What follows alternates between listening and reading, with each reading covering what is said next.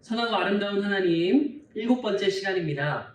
오늘은 자신을 희생하시는 하나님에 대해 함께 나눠보려고 합니다. 예수님의 죽음은 기독교 신앙의 최우선이며 중심입니다.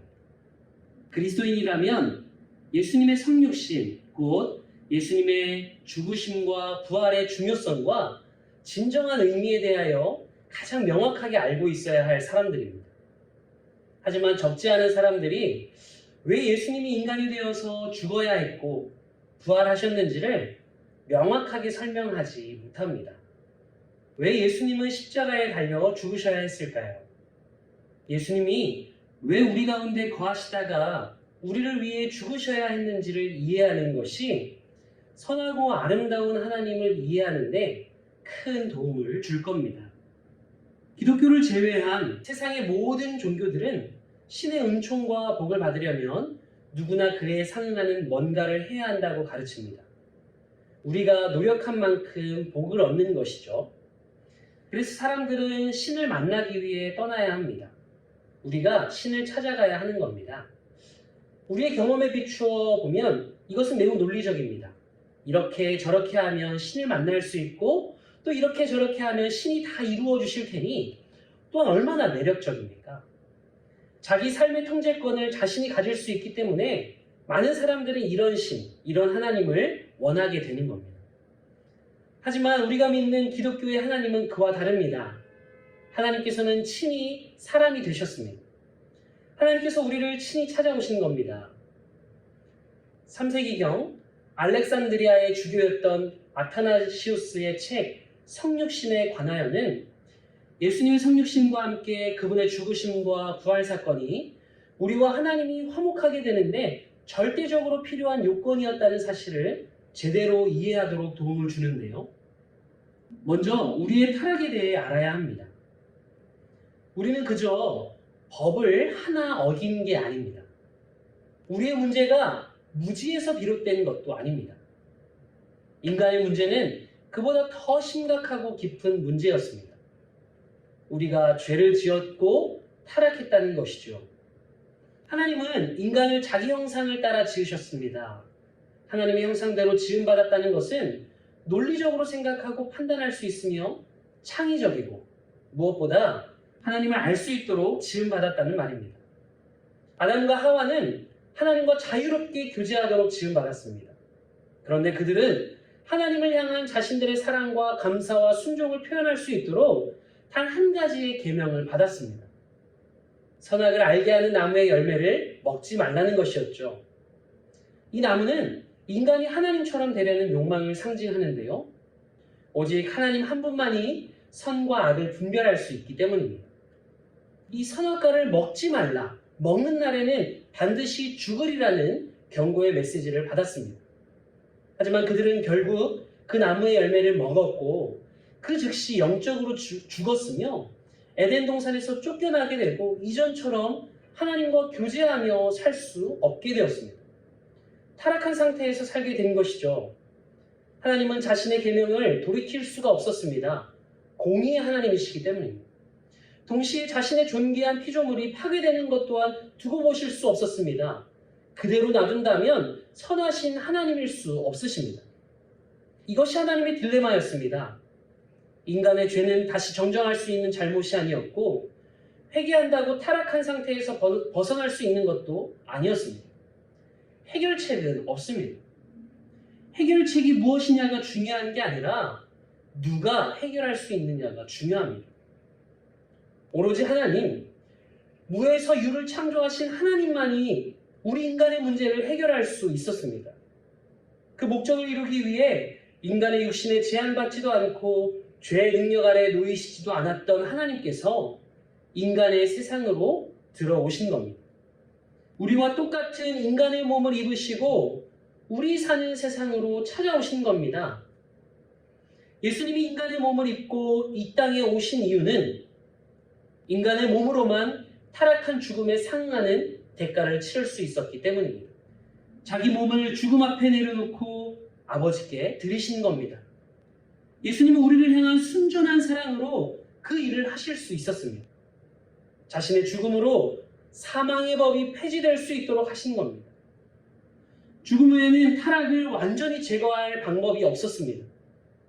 그런 까닭에 예수님은 죽음이 가능한 육신을, 우리 이 육신을 택하신 겁니다.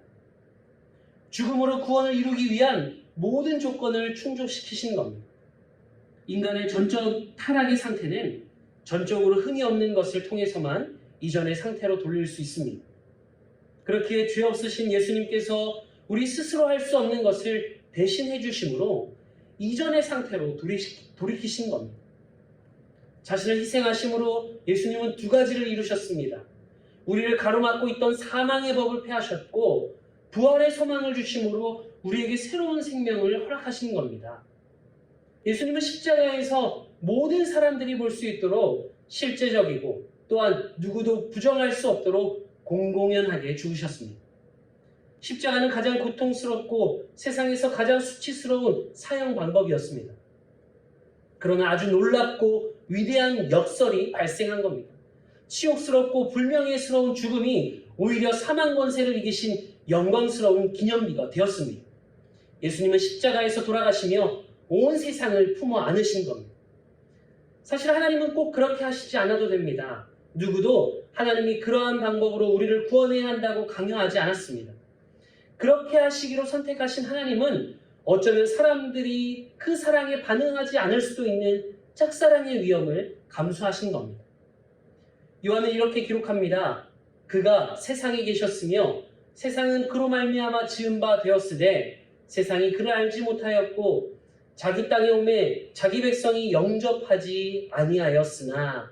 아멘. 하나님은 예수님을 통해 세상을 지으셨고 예수님은 여전히 그 만물을 붙잡고 계시다는 겁니다. 하나님께서 스스로 우리가 사는 세상에 들어오시기로 선택하신 겁니다.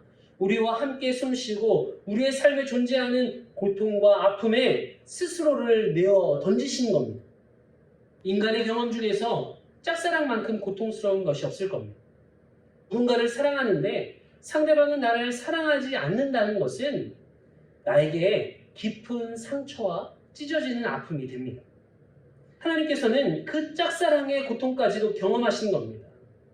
어떤 사람들은 하나님도 기쁨과 고통을 느낀다는 사실을 믿기 어려워합니다. 하나님답지 못하다고 생각하기 때문입니다. 연약함은 좋지 않은 것이라고 생각합니다. 그러나 여러분, 그럴 수도 있고 그렇지 않을 수도 있습니다. 어쩌면 연약함이 진정한 힘일 수도 있습니다. 상대방을 위해 희생하는 것은 약함의 표시가 아니라 오히려 세상에서 가장 강력한 힘일 수도 있습니다. 생명을 주기 위해서는 한 알의 밀알이 죽어야 합니다. 그것이 온 우주를 만드신 하나님의 법칙이기도 합니다. 자기 자신을 내어주는 것은 연약해 보이지만 그것은 사랑의 한 모습입니다. 대부분의 사람들은 다스림과 지배는 힘으로만 가능하다는 잘못된 생각을 갖고 살아갑니다. 하지만 그런 힘은 최고 형태의 힘이 아닙니다. 하나님의 힘은 약한 데서 온전해집니다. 작은 밀알, 그 씨앗의 진정한 힘은 씨앗이 죽을 때 나옵니다. 하나님의 능력은 십자가에서 가장 분명하게 나타났습니다.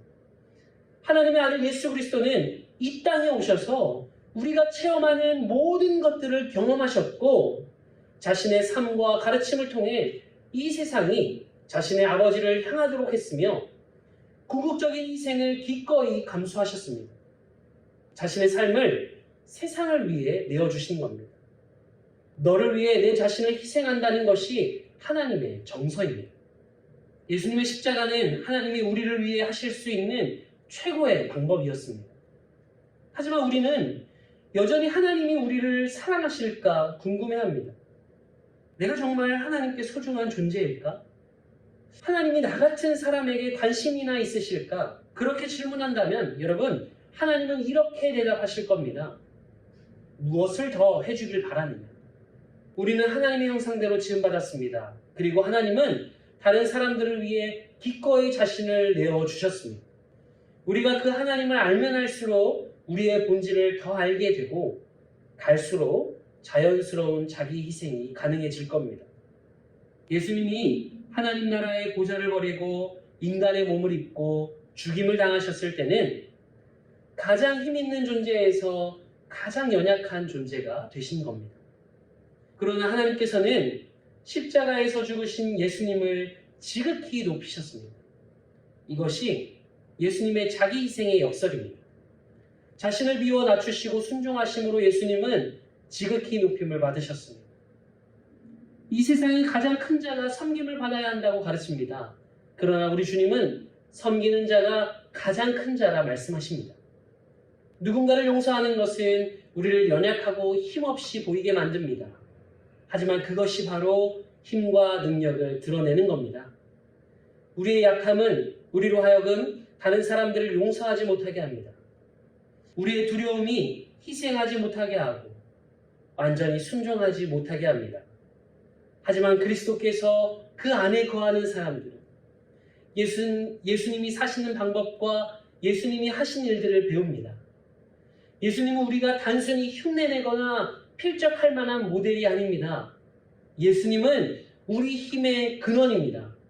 우리는 능력 주시는 자 그 안에서 모든 것을 할 수 있습니다. 예수님은 죽어야 했기에 죽으신 것이 아닙니다. 스스로 죽음을 선택하셨습니다. 아버지와 아들과 성령은 타락하고 깨어진 세상을 회복하시려고 조화롭게 함께 일하십니다. 우리는 절대로 할 수 없는 일들을 하나님께서 대신 해주셨습니다. 십자가는 하나님의 사랑과 희생의 상징입니다. 예수님께서 우리 몸을 입고 오셔서 우리 상태를 치유하셨습니다. 그렇게 함으로 우리를 향한 하나님의 사랑이 얼마나 깊은지 드러내셨습니다. 그렇기에 우리는 우리를 위해 기꺼이 희생하신 하나님께 감사할 수밖에 없는 겁니다.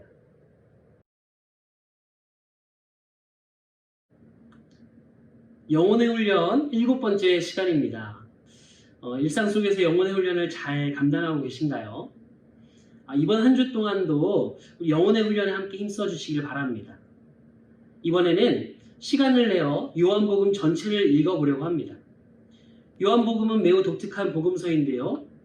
로고스, 육신이 되어 우리 가운데 거하시는 말씀이신 하나님의 아들에 관한 이야기로 시작하고 있습니다.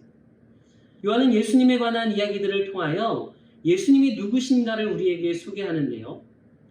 요한복음은 하늘에 계신 아버지와 아들 예수님의 관계를 가장 분명하게 설명해주는 아주 중요한 복음서입니다. 요한복음을 크게 4부분으로 나눠서 5장에서 7장씩 읽어보시기를 바랍니다. 성경 공부가 아닙니다. 읽다가 궁금한 점이 생기면 한쪽에 기록해 두었다가 다음 기회에 공부해 봅시다. 이번에는 단순하게 요한복음을 처음부터 끝까지 서론, 본론, 결론 순으로 읽어나가는 겁니다. 대부분이 이 훈련이 쉽지 않을 수 있겠지만 마친 후에는 분명히 해볼 만한 가치가 있었다는 걸 깨닫게 될 겁니다. 이번 주에는 매일 저녁마다 성경을 읽었는지 서로 체크해 보도록 하겠습니다. 영혼의 훈련에 많은 참여 바랍니다. 다음 주에 만나요.